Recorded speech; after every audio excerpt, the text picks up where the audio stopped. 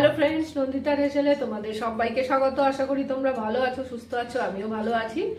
চলে এসেছি রান্নাঘরে যথারীতি রান্নাবান্নাই করতে। আজকে রবিবার, সবাইকে হ্যাপি সানডে। কিন্তু আজকে আমার একটু গোজা মিলে রান্না হচ্ছে আর কি। টুকটাক খাবার আছে ফ্রিজে, সেগুলো তো খাওয়া হবেই গরম করে।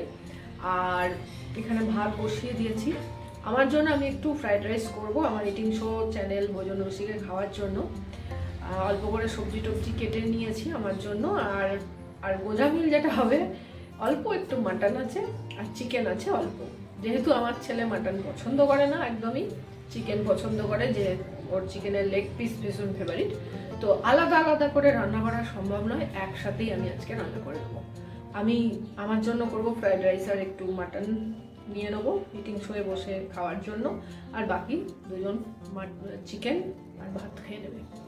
তো চলো রান্নাবান্না শুরু করে দিয়েছি, তোমাদের একবার দেখিয়ে দিই কি কি সব জোগাড় করেছি। চলো, এখানে ভাত বসিয়ে দিয়েছি, এমনি রেগুলার যে রাইসটা হয় আমাদের সেটাই, মধ্যে একটু কড়াইশুঁটি দিয়ে হচ্ছে আর কি। আর এখানে রয়েছে এই যে সবজিপাতি কেটে নিয়েছি। ক্যাপসিকামটা অনেক দিনের ছিল, তাই একটু দাগ দাগ হয়ে গেছে, কিন্তু ভালো আছে। পেঁয়াজ কলি, গাজর, ক্যাপসিকাম। আর ভাতের সাথে আমি দিয়ে দিয়েছি, ভাতের সাথে আমি কড়াইশুঁটিটা দিয়ে দিয়েছি। আর এখানে রয়েছে এই যে মাটন অল্প একটু সামান্য। আর এখানে রয়েছে চিকেন, এটাও সামান্যই আছে। তো দুটোকে একসাথেই আমি রান্না করবো। এই যে দুটোকে একসাথে রান্না করে নেবো, আলাদা আলাদা করা সম্ভব নয় সেই জন্য। আর এখানে রয়েছে আলু কাটা রয়েছে, আলু অবশ্যই দেবো। আর আজকে চিকেন মাটনটা যেহেতু একসাথেই রান্না করব, তাই একটু মশলা ভেজে দেবো।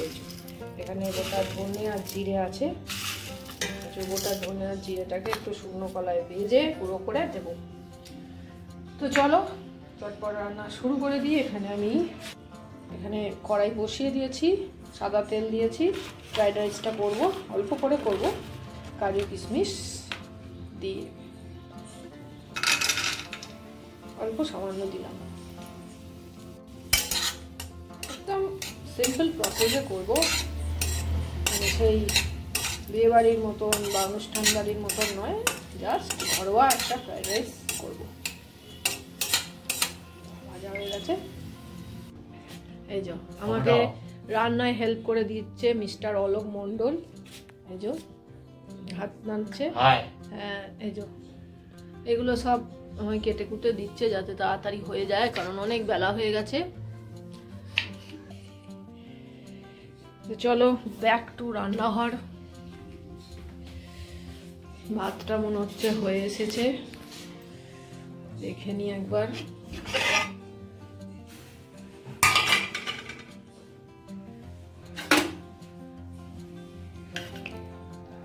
এই যে কড়াইশুঁটি দিয়েছি, কড়াইশুঁটি আর একটু হবে, চাল চাল আছে। আর এখানে কড়াইতে আমি ফোড়ন দিয়েছি গোটা গরম মশলা, দুটো এলাচ, লবঙ্গ আর একটু সামান্য দারচিনি। অল্প করেই করবো ফ্রাইড রাইসটা, শুধু আমার মতো। এবার সবজিগুলো আমি এর মধ্যে দিয়ে দেবো।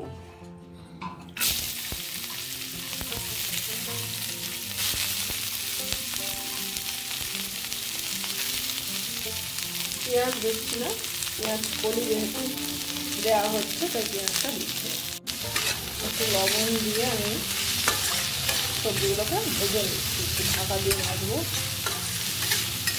এরপর এগুলো ভাজা হয়ে গেলে কাজু কিশমিশটা মিশিয়ে দেবো, ভাতটা ফ্যান ঝরিয়ে একটু জলটা ঝরিয়ে নেবো, তারপর এর মধ্যে ভাতগুলো দিয়ে মিশিয়ে নেবো।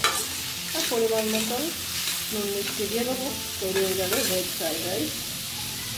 তো এখানে ঢাকা দিয়ে আমি সবজিগুলোকে রান্না করে নিচ্ছি, ফ্রাইড রাইসের সবজিগুলো। আমাদের এখানে মানবন্ধুতে মেগা ট্রেড মেলা হচ্ছে, খুব বেশ বড় সড়োই দেখলাম হচ্ছে, যেতে হবে, যাওয়া এখনো হয়নি। আজকে রবিবার, ভিড় হবে মনে হয় প্রচণ্ড। তো দেখি কি করা যায়, যদি যাই তাহলে অবশ্যই তোমাদের সাথে শেয়ার করব। অবশ্যই বেসিক্যালি ওখানে মেয়েদেরই সব জিনিসপত্র, কুর্তি, সালোয়ার, শাড়ি, গয়না এসবই বিক্রি হচ্ছে। বেশ বড় মেলাটা, অনেকটা এলাকা নিয়ে হচ্ছে, তো বেশ ভালোই লাগছে। তো এখন আমি মানে গিয়ে উঠতে পারিনি, আমার ছেলে আমার বর একবার ঘুরে এসছে বলছিল, তো দেখা যাক কি হয়। যদি যাই তাহলে অবশ্যই তোমাদের সাথে শেয়ার করব।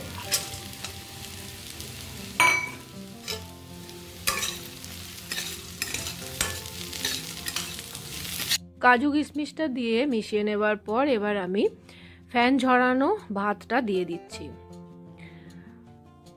ভাতটা পরিমাণ মতন দিয়ে আমি ওপরে পরিমাণ মতন লবণ আর চিনি দিয়ে দিলাম সামান্য একটু, দিয়ে খুব ভালো করে নেড়ে চেড়ে ভেজে নেব। 1 থেকে 1.5 মিনিট আমি ভাতটা সমস্ত সবজির সাথে ভেজে নিলাম। Fried rice ready. এদিকে এবার মাংসটা রেডি করব। তেলেতে আমি লবণ, হলুদ, কাশ্মীরি রেড চিলি পাউডার দিয়ে আমি আলুগুলোকে প্রথমে ভেজে নিচ্ছি। অবশ্যই সর্ষের তেলে রান্নাটা করতে হবে। আলুগুলোকে ভালো করে লাল লাল করে ভেজে তুলে নেব। এবার আমি গোটা ধনে আর গোটা জিরেটাকে শুকনো খোলায় হালকা করে ফ্রাই করে নেব, তারপরে মিক্সিতে গুঁড়ো করে নেব।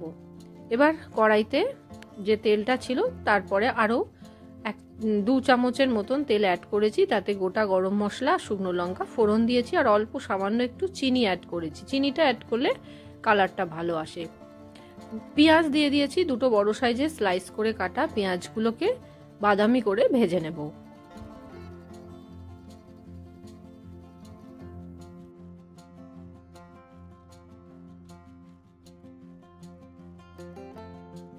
পেঁয়াজটা ভাজা হয়ে গেছে, এবার আমি মাংসের টুকরোগুলো দিয়ে দিচ্ছি। মাংসটা খুব ভালো করে আমি ধুয়ে পরিষ্কার করে নিয়েছি।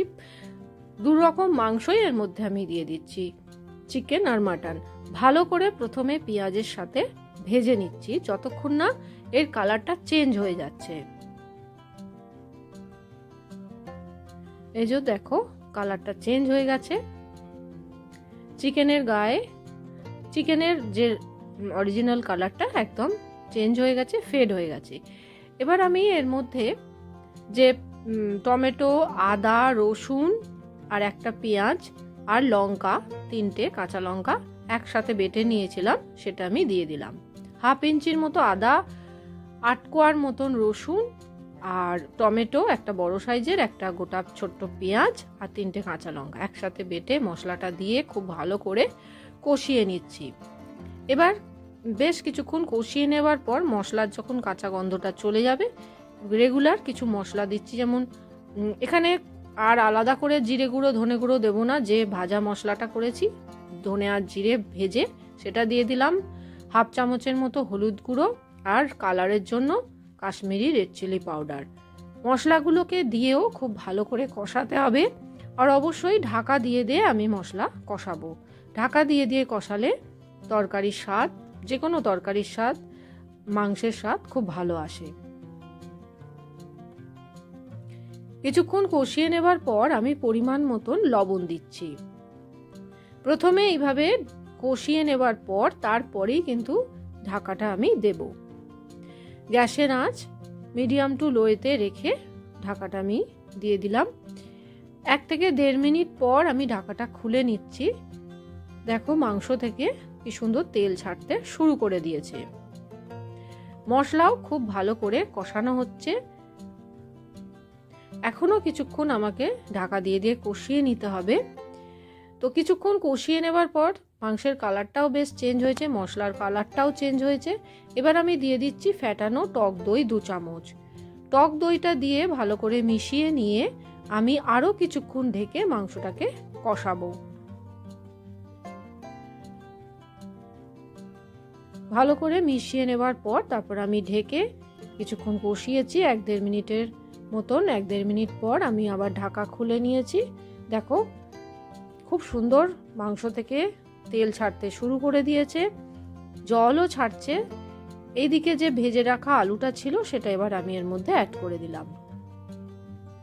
আলু দিয়ে খুব ভালো করে মশলার সাথে মিশিয়ে নিচ্ছি। কিছুক্ষণ ঢাকা দিয়ে এটাকেও আমি হতে দেব। তারপরে আমি ট্রান্সফার করে দিলাম কুকারে। কড়াইটার মধ্যে আমি যে মিক্সির বাটিটা ধুয়ে একটু জল দিলাম, এই জলটাই আমি কড়াইতে দিয়ে গরম করে এর মধ্যে দিয়ে দেব। খুব বেশি জল দেব না, একটু গ্রেভিটা ঘনই থাকবে, খুব বেশি পাতলা গ্রেভি করব না। জলটা এর মধ্যে আমি ঢেলে দিয়েছি, ভালো করে আলু মাংস সমস্তটা মিশিয়ে নিলাম। দিয়ে দিচ্ছি চেরা 3টে কাঁচা লঙ্কা। এবার প্রেসারের ঢাকনাটা বন্ধ করে 2টো সিটি দিয়ে আমি 1 থেকে 1.5 মিনিটের মতন গ্যাসের আঁচটা কমিয়ে মাংসটা রান্না করে নেব। তো রান্না হয়ে গেছে দারুণ স্বাদের এই মাংস, 2 রকম একসাথে। ওপর থেকে গরম মশলা ছড়িয়ে দিলাম, পরিবেশন করে দিয়েছি আমার ছেলেকে। ও তো চিকেন পছন্দ করে, ওকে চিকেন দিয়েছি, আর তার সাথে রায়তা করেছিলাম, আর এই কড়াইশুঁটি দিয়ে ভাত। আর আমার থালাটাও আমি সাজিয়ে নিয়েছি। অনেকের বাড়িতে এরকম সমস্যা থাকতে পারে চিকেন মাটন নিয়ে, তো এইভাবে একবার রান্নাটা করে দেখতে পারো, খেতে অসাধারণ হয়। যদি এরকম ভাবে একবার রান্নাটা করে দেখো, পরোটা, লুচি, ফ্রাইড রাইস সবার সাথেই ভালো লাগবে। আজ এখানেই শেষ করছি, আবার একটা নতুন রেসিপি নিয়ে চলে আসবো। ভালো থেকো, সুস্থ থেকো।